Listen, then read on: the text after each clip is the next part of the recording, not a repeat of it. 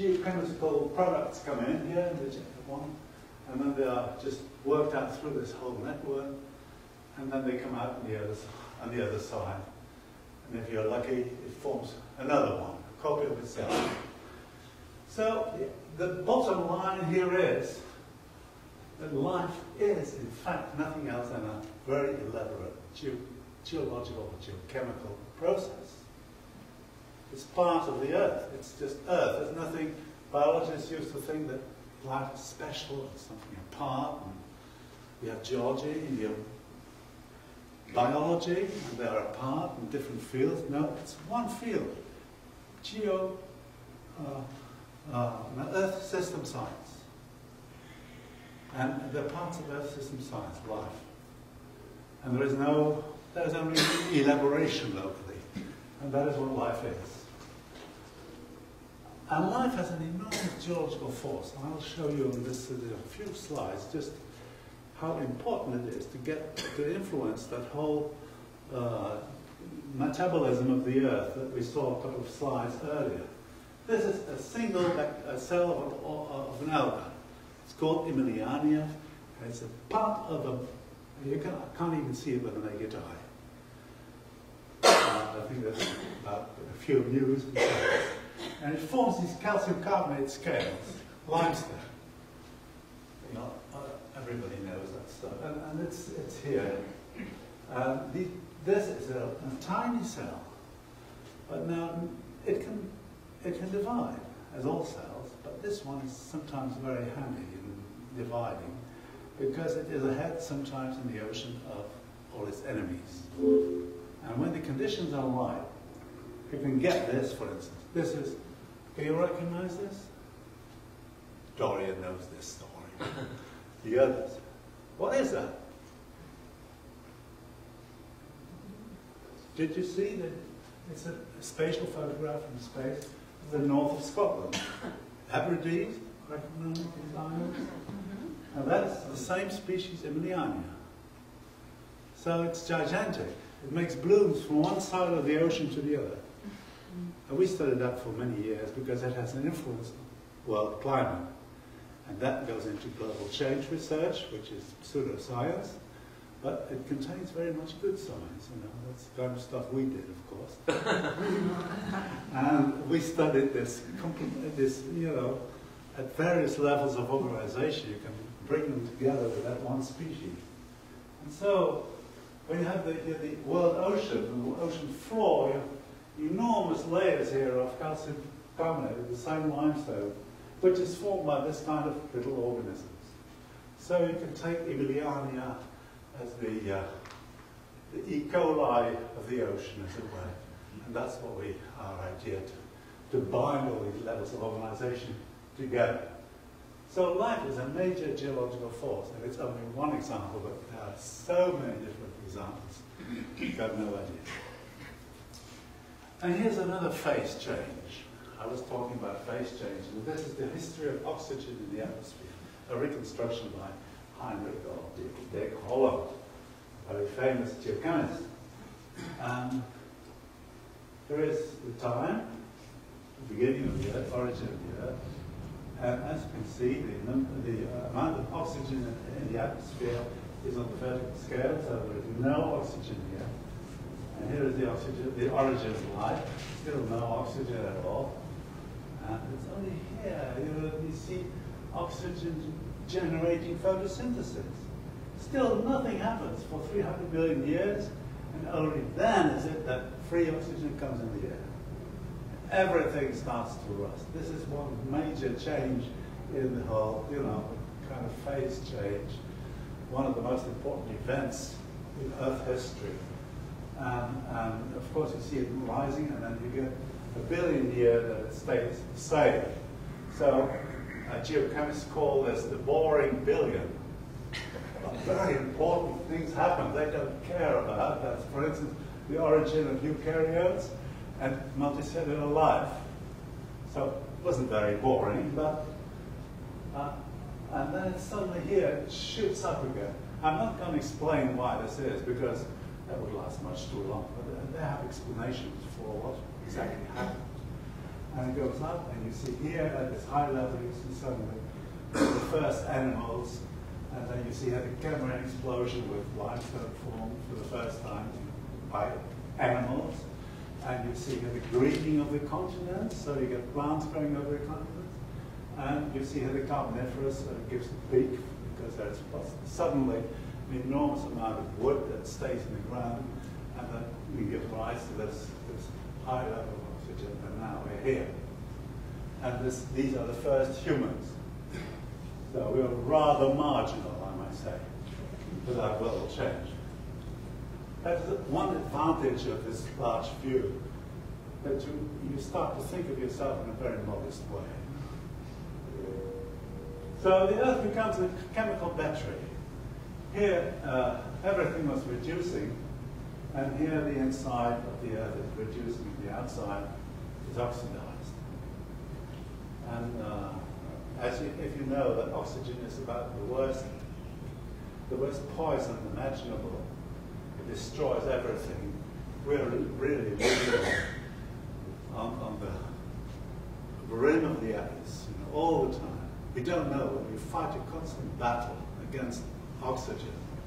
And sometimes the oxygen slips through all the defense mechanisms that we have, and then we get cancer or we die. So eventually we die of this, So oxygen is a source of death and life at the same time. Romantic story, but this is the essence of it. And what I want to say one more thing about this. The geochemists, of course, have done an enormous amount of research trying to understand how this came about.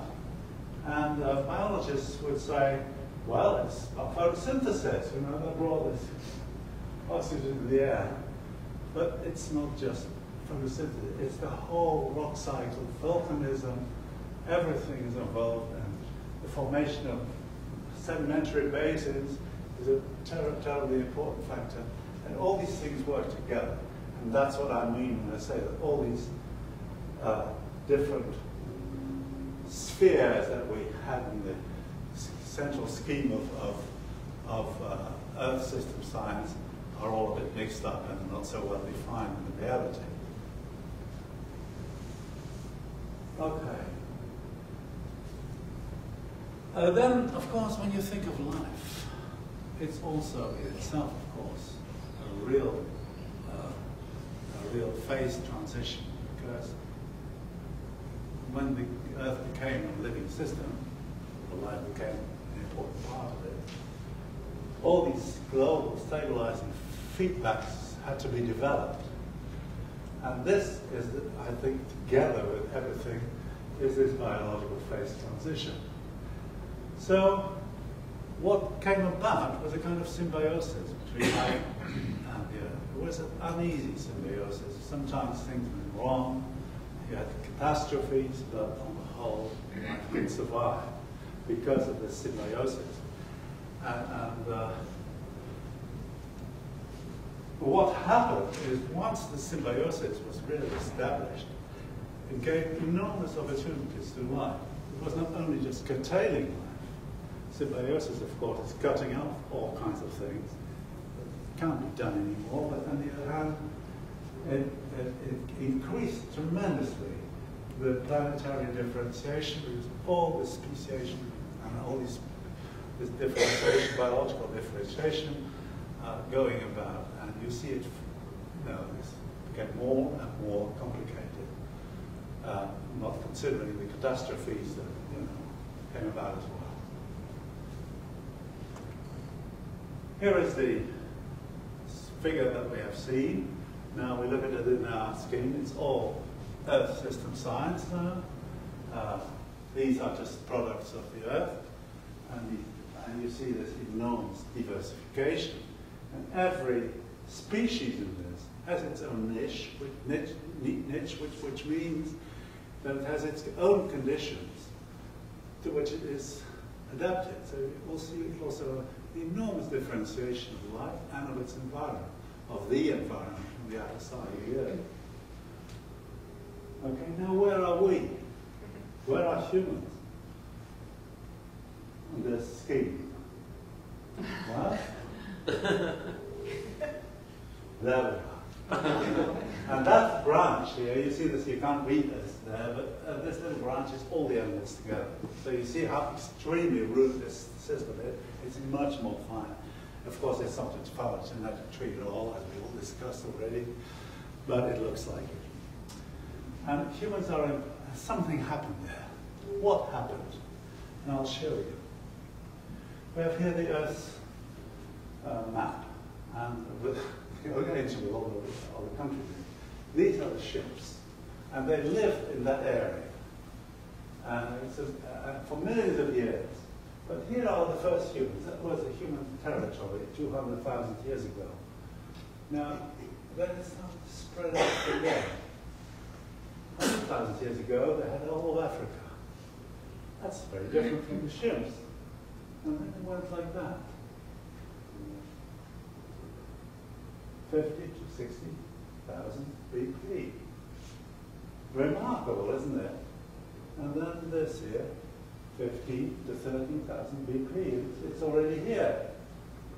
It goes on to the Pacific. Here's 1,000 years ago. And no big animal has ever adapted in this way. So something special must be the case with humans. What is it? You see also the number of humans here. This is the curve. Here are 100,000 people. Years, 100,000 years ago, the human population of that size. And up, on and up. And then it starts to increase, and then wham, it goes up. So that's very dramatic. And many things go up. The rate at which we travel, and I don't know, many things. So the Earth is really changing. It's going through a phase transition. This is Paleolithic era. Then you get the agrarian era, the modern era with industrialization. And we now have and when this thing was made, I think we have now 7 billion inhabitants on the planet. What is the difference? What happened there? And I want to go a little bit into that. Look, what's the difference between animals? It's very simplistic what I'm going to say. I published this in a more elaborate way in a journal called Human Figuration, in the very first number. And if you want to read that, you're welcome, of course. Animals have organs on which they have to rely, like the ears of this animal. They're very big ears, so it can hear its enemies, and there's these features that can rush away. Very simple way of saying it. And the tiger has its claws and big teeth and so on. So these things are essential for these animals. And that when these legs break or breaks a leg, yeah, this animal is just lost. Nothing it can do anymore. When I go to humans, they also have organs, but outside their body. It begins with this here. This one. That, of course, is a very primitive kind of organ, but it's outside the body. So tools are very important for us. And here's another tool, and that also is a human tool. And everything you see around you is now human. Here it's everything. Maybe the air, but even the air has been polluted, so it's all has its stamp of humans. But we use tools outside our body. Now, what is the difference between these things outside our body or inside the body? Now, remember, many animals also use tools, but they never get over a certain threshold. You know, they can't get further, but humans do.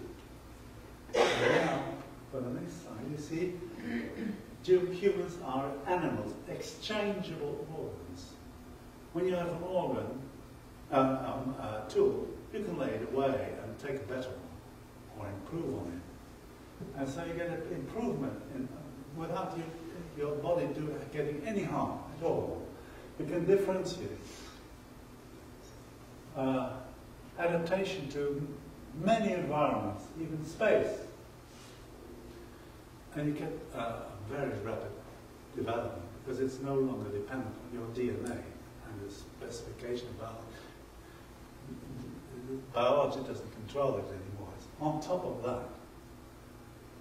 And so natural selection seems to take place outside our bodies. In the beginning of humanization, of course, still was important in the biological way, but that got overwhelmed by these tools. And so we get natural selection is in the tool outside the body. Now you think that it's enough, but it's not. You know, this, of course, does not work on its own. You need a more complicated thing. And I'm going to go very briefly into a very simple scheme. And of course, you can criticize this because it's not true. But here are our tools. And if you use a tool, you have to fetch it, or make it, or invent it. Your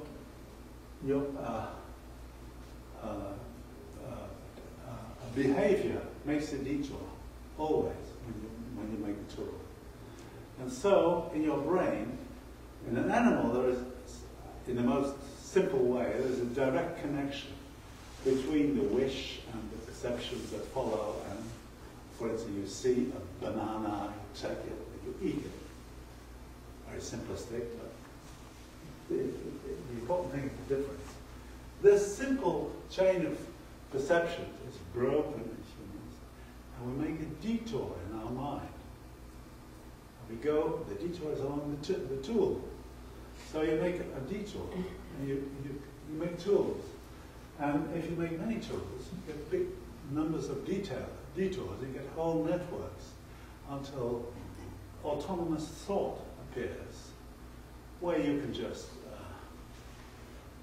think about things like truth or science or so. But that's a very late stage, of course. But it begins with these tools, brings you around to speech. But speech and tools in themselves are not enough. You need another component of the system, and that is this speech, I call it, or what you can call it, communication. Speech is important because you give things names. You get a cluster of at least one concept in your mind, you single it out, and in order to work with it, you have to give it a name. And you can play with the names, and you get language. I'm very simplistic, of course, but this is the basic line, you know. And you can also communicate the words suddenly. So if you don't communicate what you find out with your tools, it's lost. But with symbolic language as we have it, you can work on it, and you can communicate, and it's stabilized. So that flywheel of humanity, which actually is a kind of cycle, turns round and round and round, and you get a huge history, as we all know. These are our biological ancestors. This little circle is a different regime that follows, and all these little lines here are actually kind of state, or what do I call it, state transitions, or forgot. And this here is fire, the domination of fire. And then you get here agrarization, and here industrialization. So it's an expanding thing, and it's out of control as well. There's little to keep it in check, but it's a global phenomenon, and it's a blind force.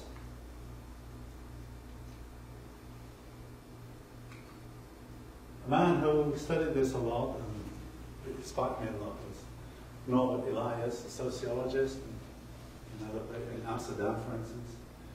And he called this a civilization process. Of course, that wars are also civilization. It's not just good eating or something with knife and fork, but good manners. In this sense, it is a scientific name that, that allows you to just say that this whole growth of our human organization is the civilization process. It's a useful term. Now, it is unchecked, but what it does, it further amplifies the Earth differentiation. It's just a geochemical process. Now, they're not any different in that sense. It's continuation of biological development or evolution by other means. So we are Earth. We are part of the global dynamics, and it's really in the Earth that our identity lies. So normally, we're like goldfish in a fishbowl. We imagine that we are masters of the world ocean. But we always talk about ourselves, about human things and so on. Politics, it's all this. And now we always forget about the big view. And that makes us so vulnerable. Now we have here a symbiotic planet that's been shown many times. The civilization process, if it can be sustained, we don't know, grows and grows blindly. It can only be done by symbiosis with the Earth. And that means that somehow we have to cope with this problem, live in symbiosis with the planetary dynamics. But the funny thing is that Earth then has to change completely, because this is a major change, maybe one of the most important changes ever. And a major phase transition. But we're in the middle of that, or we're even before it's happening. At the moment we're still in the crystalline stage, we're still like the little salt crystals in the cloud. And we're not yet, we haven't done the phase transition yet. What would we need to do to make that phase transition? I have the slightest idea. It's called sustainable development or so. Of course, the Earth can never remain the same. It's going to develop more and more. For one thing, it's for me clear that if we ever succeed, or if it's the Earth that civilizes, it's not us. We are part of it. And we are just, all we can do is just like act like surfers in the ocean waves, and just hope to stay alive. But that's our position. And what we may achieve is the source of an enormous amount, if we ever get there, further differentiation, which is planetary consciousness, planetary level. And what we also get when we survey this whole thing is a new kind of, we overcome our fears for global change, we get admiration for this fantastic planet, and detachment, and orientation. And even if your life is lousy, you could think, well, it's only a flash, but it's now. I'm now in this fantastic flash, and make part of this fantastic world. So that may help you a little bit. What really, how we should do it, I have to think of this famous poem by Antonio Machado. And it says, Caminante, no hay camino, se hace el camino al andar. This means, wanderer, there is no path. The path comes while you walk. And that's how we have to live, unfortunately. Okay, that's the end.